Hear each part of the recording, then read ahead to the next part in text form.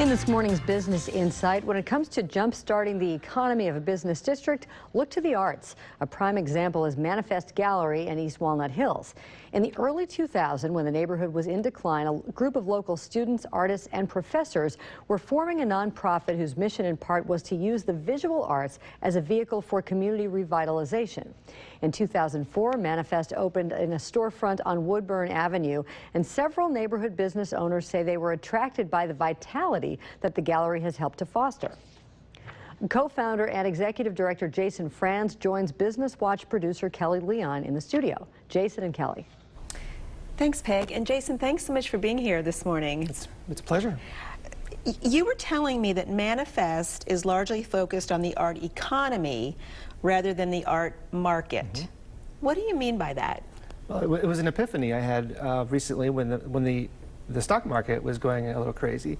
And I, you know, I'm not an expert at that, but I was watching the news and someone said, don't worry about the market, worry about the economy. And I had the epiphany that, what if that applied to the arts? And I realized that what Manifest does is focuses on the art economy rather than the market. And what I mean by that is that the market would be how much is a work of art available for to buy, or how much money can it put into someone's pocket, whereas the economy is how good is it for society or for the people around it. Interesting.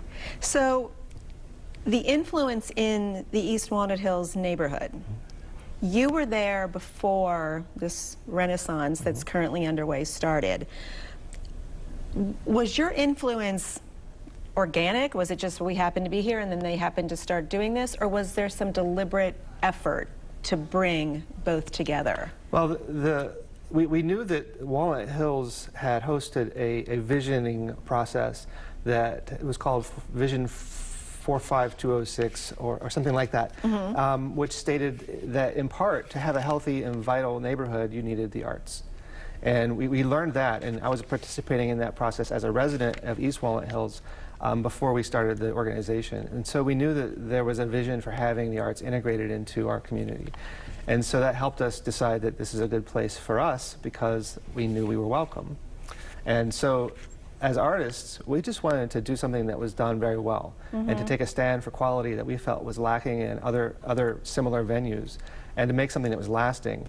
And we had faith that if we did artwork well, that it would have ambient, what we call ambient value or ambient impact on the community. But the progress has been organic, but we were very conscious of the likelihood of it happening.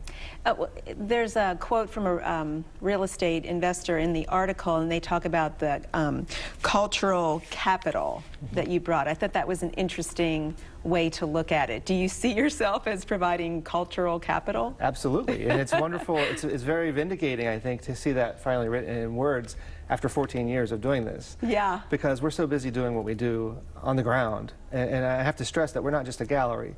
We have a drawing center in Madisonville, and we do publications. We're a press for artist books, and we also have an artist residency. So we do 4 different quadrants of programming. The gallery is only one of them, but they all feed into each other. And so we're so busy doing these 4 programs that we don't have time to think about our cultural capital. Yeah. But as a nonprofit, and a struggling nonprofit because we're bare bones, it's important for people to realize it. Yeah, I think that people tend to think of art as, you know, surviving, like you just need to, but it's gone so beyond that. The Walk on Woodburn, you coincide your openings with the Walk on Woodburn. Talk a little bit about what that is. Actually, the Walk on Woodburn coincides itself with our openings. Gotcha. Because our openings have been happening much longer than the Walk on Woodburn. But that was where we were attracting hundreds of people to the gallery for our events to celebrate the opening of an exhibit. Yeah. And the local business owners and the residents realized there's opportunity here. It's capital. Yeah. And so let's coordinate activities around that so that we can take advantage of that population coming into the neighborhood. And it's working. And it's working really great. It's had 3 or 4 iterations over the years. And right now we have a great business association that has gelled. It's maturing, and they're taking advantage of everyone's input. What do you see the next step or the future, or do you not look that far? Do you just deal with the present? Well, for Manifest, we're always concerned about surviving. When we founded the organization, we founded it with principles that we felt deserved to be institutionalized. So we intend to be a small-scale nonprofit akin to the art museums of the region, but on a street level size that lasts forever. And we believe it belongs in a neighborhood.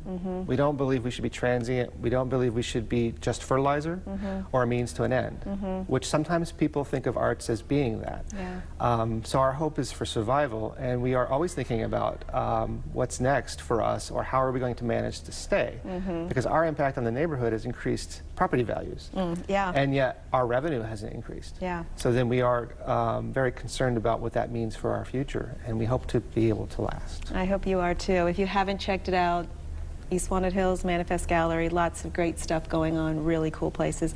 Jason, thank you so much for being here. Thanks for having me.